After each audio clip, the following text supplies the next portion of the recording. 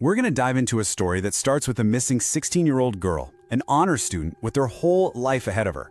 But the search to find her would end up exposing an absolutely shocking secret, a secret held by the two people she trusted more than anyone else in the world, her very best friends. So to really get this story, you have to start with Dave and Mary Neese and their only child, Skylar. You know, as her dad, Dave, said, from the second she was born, she was just everything to them. It was this incredible love that really fueled their nonstop search for answers. And Skylar was, by all accounts, a great kid. I mean, she was a straight-A student, she worked a part-time job at Wendy's, and everyone just knew her for this bubbly, outgoing personality. She had these huge dreams of becoming a lawyer, and her parents had no doubt she was going to do it.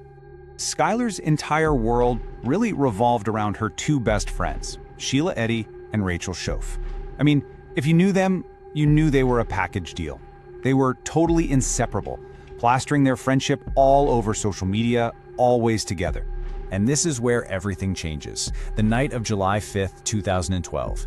It starts out completely, totally normal. Skylar gets home from work, tells her parents, "I love you," goes to her room. Just a simple, everyday moment that would tragically become their very last memory of her.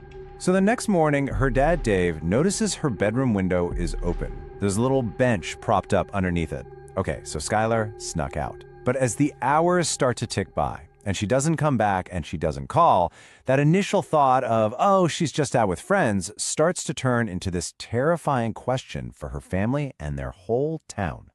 That first day was just a blur of increasing panic. But the real turning point, it comes that evening. Sheila Eddy calls Skylar's mom, Mary. She fesses up that, yeah, she and Rachel had picked Skylar up for a little joyride. But her story was super specific. She insisted they drop Skylar off right at the end of her street, totally safe, well before midnight. Now, this is where technology immediately pokes a hole in their story. Police get the surveillance footage from Skylar's apartment building, and sure enough, it shows her getting into a car. But not at 11 p.m. The timestamp is clear as day, 12:31 a.m. It seems like a small detail, but it was the first lie, and investigators knew it.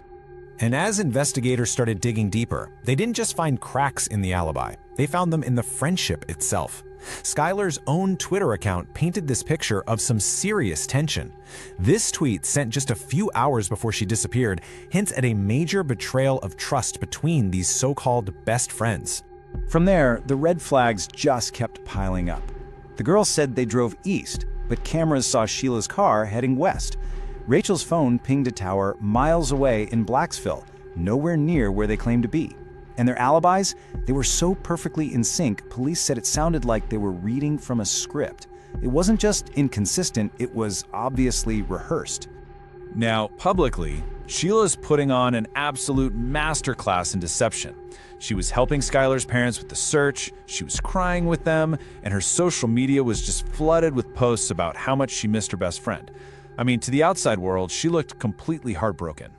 But right alongside all those messages of grief were other, much more unsettling tweets. Like this one, "Ain't no rest for the wicked." It just seemed so bizarrely out of place. Was it just some song lyric, or was it something more? And then there was this one. This tweet made absolutely no sense to anyone at the time, but later it would be understood as a direct and absolutely chilling reference to the horrifying plan the girls had carried out. For months, the two girls stuck to their story. But you can just imagine the pressure building, right? The constant police questioning, the lie detector tests, the whispers around town, it all started to take a massive toll, especially on Rachel. She began to completely unravel, and it all ended with a breakdown that landed her in a psychiatric hospital. And then the whole case just broke wide open. 6 months to the day after Skylar disappeared, police finally got the call they had been waiting for. A terrified Rachel Shoaf was sitting in her lawyer's office, and she was ready to tell the truth. The investigators walked into that room probably thinking they were about to hear a story of a tragic accident, maybe a drug overdose or something. Instead, Rachel just looked at them and confessed, "We stabbed her." Just 2 words, and the missing person case instantly became a homicide investigation. Rachel then laid out the entire sickening plan. And this wasn't some fight that got out of hand. Oh no, this was premeditated. They had packed what was essentially a murder kit: knives, a shovel, bleach, clean clothes. They chose the location. They even had a signal. That cryptic tweet, "We really did go on 3?" Yeah, that was their countdown to murder. And according to Rachel's confession, as Skylar fought for her life against the two people she thought were her sisters, her final haunting question was one that still echoes over this entire case today. So, why? What was the answer to that agonizing question?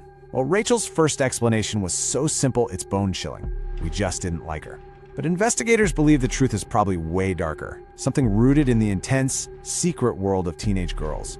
It seems Skylar knew their secrets, maybe a rumored romantic relationship between Sheila and Rachel, and she might have threatened to expose them. In their totally warped logic, the friendship had become so toxic that silencing Skylar seemed like the only option. As part of her confession, Rachel had to lead police down that dark, winding road just over the border into Pennsylvania. And there, under a makeshift grave of dirt and branches, they finally found Skylar Neese, ending the 6-month nightmare for her family. For her cooperation and confession, Rachel Shoaf pleaded guilty to second-degree murder. The judge gave her a 30-year sentence with a chance for parole after 10 years. Sheila Eddy, who most believe was the ringleader, she denied everything until the evidence was just too overwhelming. She eventually pleaded guilty to first-degree murder and got a life sentence, though she'll be eligible for parole in 15 years. And that brings us pretty much up to today. Just recently, in May of 2023, Rachel Shoaf had her very first parole hearing. Skylar's family was there to speak against it, and her parole was denied. Sheila Eddy's first shot at getting out is scheduled for 2028.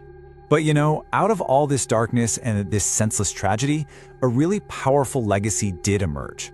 Skylar's parents fought like hell to change the system that failed their daughter. Skylar's Law is now a real thing in West Virginia, and it ensures that when a kid goes missing, police don't waste precious time wondering if they ran away. If they're believed to be in danger, an Amber Alert goes out immediately. You know, the case of Skylar Neese just leaves you with this deeply unsettling question. In a world where teenage bonds are so intense, and every single fight and secret gets amplified online for everyone to see, it really forces you to wonder, how can a friendship sour so badly that murder starts to look like a solution?